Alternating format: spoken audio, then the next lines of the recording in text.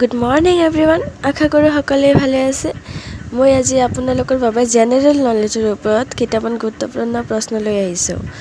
আমাৰ প্ৰথম প্ৰশ্নটো হৈছে প্ৰথম ভাৰতীয় সংগীত পৰিচালিকা গৰাকীৰ নাম কি? উত্তৰ হ'ব সৰস্বতী দেৱী।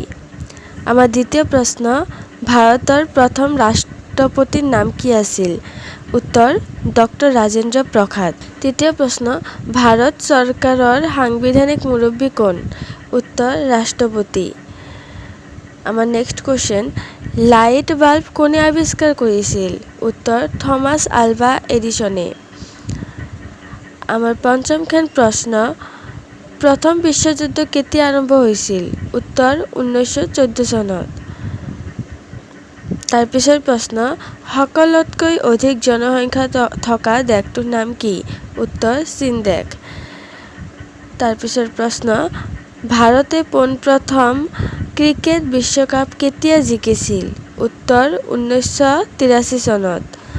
আমাৰ অষ্টম প্ৰশ্ন ভাৰতৰ প্ৰথম প্ৰধানমন্ত্ৰীগৰাকীৰ নাম কি আছিল?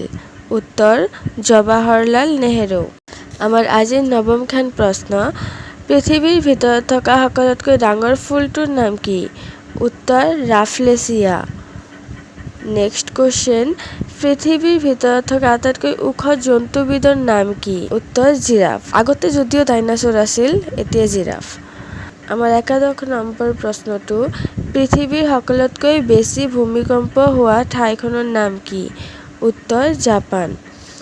12 নম্বৰ প্ৰশ্ন হকী খেলৰ জন্ম ক'ত হৈছিল? উত্তৰ ভাৰতত। 13 নম্বৰ প্ৰশ্নটো কোনটো ৰঙক শান্তিৰ প্ৰতীক হিচাপে জনা যায়? উত্তৰ বগা ৰঙক হোৱাইট। পিছৰ প্ৰশ্ন কামৰূপ জিলা কিহৰ বাবে বিখ্যাত? উত্তৰ শুৱালকুছি পাট মুগা কাপোৰৰ বাবে বিখ্যাত। আমাৰ আজিৰ লাষ্ট প্ৰশ্ন শেষৰ প্ৰশ্ন চান্দোবী নামৰ হ্ৰদটোৰ সৃষ্টি কেতিয়া হয়? উত্তৰ 1897 চনত। 1897 চনৰ ভূমিকম্পৰ ফলত এলানি পাহাৰ বৈ গৈ চান্দোবী নামৰ হ্ৰদটোৰ সৃষ্টি হয়। তো ধন্যবাদ। আজিৰ কাৰণে আমাৰ ভিডিঅ'টো ইয়াতেই সমাপ্ত কৰিলোঁ। কোৱেশ্চন কেইটা যদি আপোনালোকৰ কিবা উপকাৰ হয় তেন্তে নিশ্চয় আপোনালোকৰ বন্ধু বান্ধৱীৰ লগত শ্বেয়াৰ কৰিব ভিডিঅ'খন আৰু ভাল লাগিলে লাইক কৰি দিব আৰু মোৰ চেনেলত নতুন হৈ থাকিলে ছাবস্ক্ৰাইব কৰি দিব। ধন্যবাদ।